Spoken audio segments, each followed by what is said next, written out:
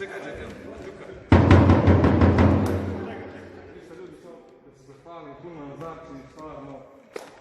Ne znam, samo traži srte sve ovo, pa ćemo se nadama i ekipa, znači mi vas poštujemo, poštujte i vi nas igrajte, znači mi ćemo navijamo za vas, tako i vi igrajte za nas. Ovo je samo početak velike priče. Znači...